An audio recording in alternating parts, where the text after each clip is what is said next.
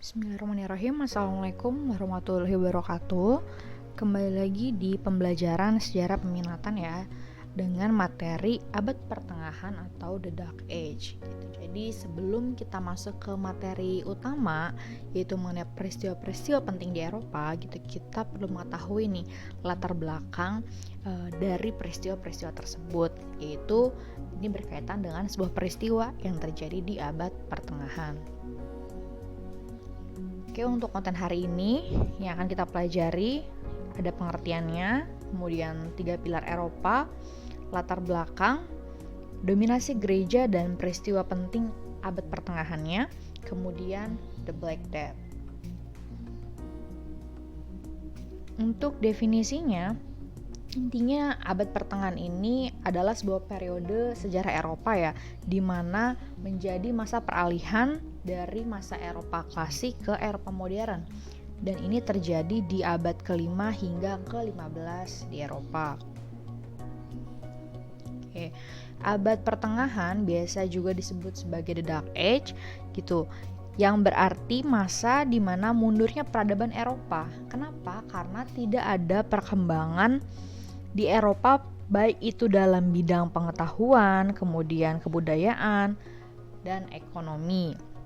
Ini terjadi di abad ke-5 hingga ke-13 di seluruh daratan Eropa. Lalu hal tersebut ini dilatar belakangi oleh adanya dominasi gereja Katolik dalam kehidupan masyarakat dan politik. Oke, jadi nggak cuman mengatur mengenai kehidupan bermasyarakat ya, tetapi gereja pun mulai masuk ke ranah politik. Oke, ini ilustrasi kehidupan abad ke-8. Iya, ini bisa kalian lihat, ini adalah golongan bangsawan yang hidup makmur.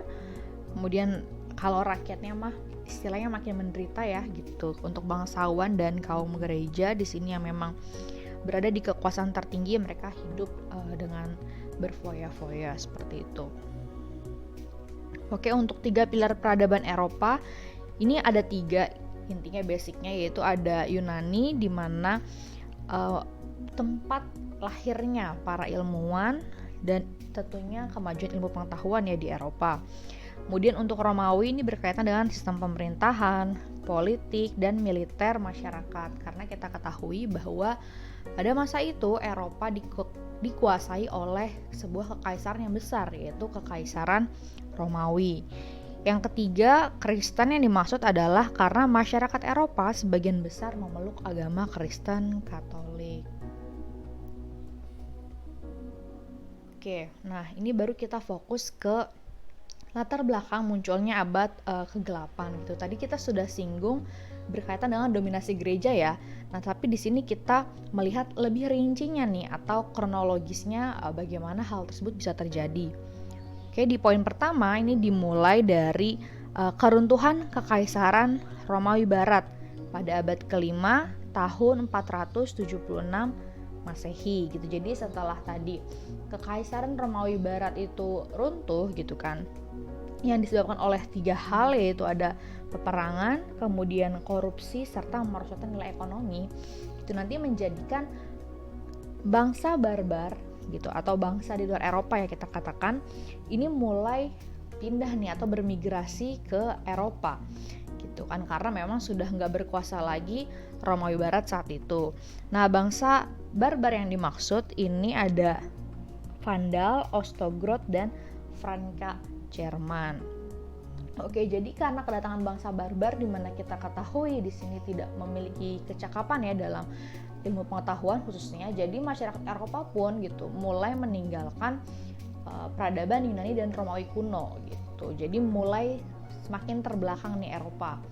Hingga nantinya nih 400 tahun kemudian, nanti kerajaan-kerajaan kecil Eropa tadi berhasil disatukan sama seorang yang kita katakan berasal dari kerajaan Franka atau Jerman. Oke, bernama Charlemagne atau Karel Agung. Gitu. Nah, nanti Charlemagne ini gitu ditasbihkan atau dimahkotai ya gitu sebagai pewaris yang sah di Kekaisaran Romawi oleh gereja Roma, yaitu Paus Leo III pada tahun 800 Masehi. Ini kalau kita lihat sebenarnya mirip kan konsep yang digunakan oleh kerajaan Hindu-Buddha, yaitu ada konsep dewa raja di mana memang ada simbiosis mutualisme atau saling menguntungkan antara pemimpin dengan kaum agamawan. Ya di mana pemimpin ini tuh pasti butuh dilegitimasi kekuasaannya atau disahkan, dan yang mensahkan adalah kaum agamawan, dan di sini posisinya adalah orang-orang dari gereja. Kemudian kaum gereja di sini juga butuh perlindungan dari seorang pemimpin gitu, sehingga perlu terjalin hubungan baik nih. Oke, sampai situ paham ya maksud dari konsep dewa raja yang memang terjadi juga di Eropa. Nah, nantinya nama Kekaisaran Romawi Barat atau Roman Empire diubah namanya oleh gereja menjadi Kekaisaran Romawi Suci atau Holy Roman Empire. Dari sinilah mulai dominasi dari gereja. Oke, untuk dominasi gereja yang dimaksud tadi menjadi satu-satunya organisasi keagamaan di Eropa. Lalu yang kedua, awal mulanya kan gereja ini berperan untuk memperbaiki moral masyarakat ya, tetapi nanti lambat laun gitu terjadi penyimpangan karena memang orang-orang gereja ini mulai memasuki ranah politik gitu, jadi mengatur seluruhnya gitu, perpolitikan maupun kehidupan masyarakat Eropa.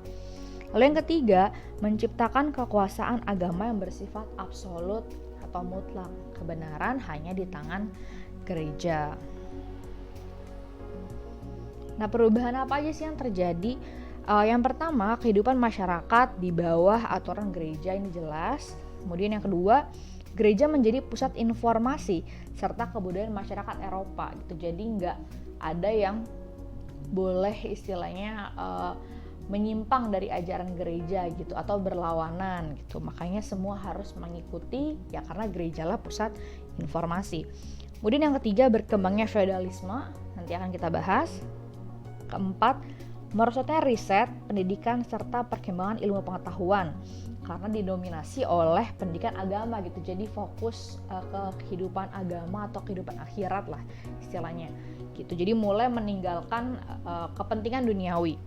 Nomor 5, kemiskinan ini jelas terjadi berkaitan dengan feodalisme dan penyakit merajalela. Oke, ini yang tadi udah sedikit kita singgung ya.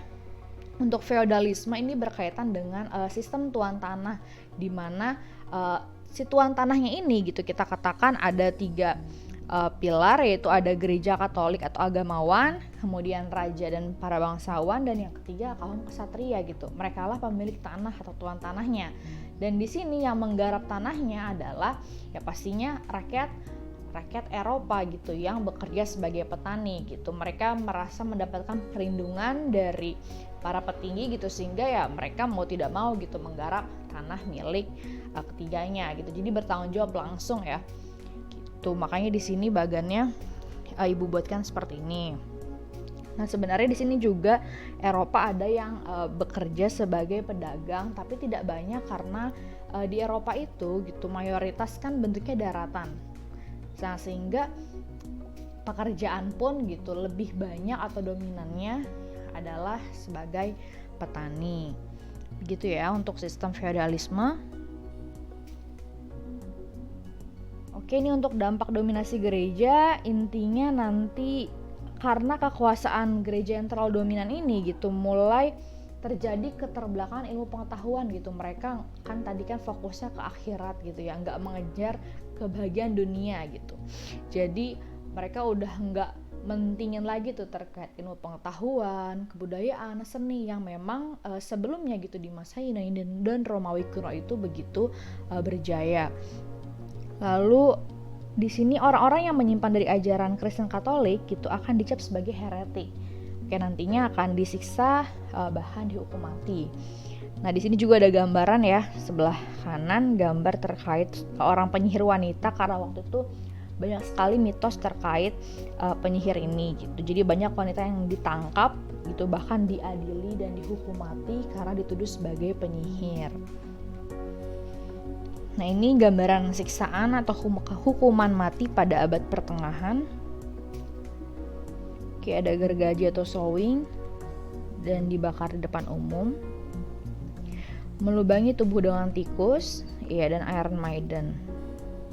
Oke, ini peristiwa penting di abad pertengahannya ya, ada perang salib antara kaum agama Kristen dan Muslim lah ya.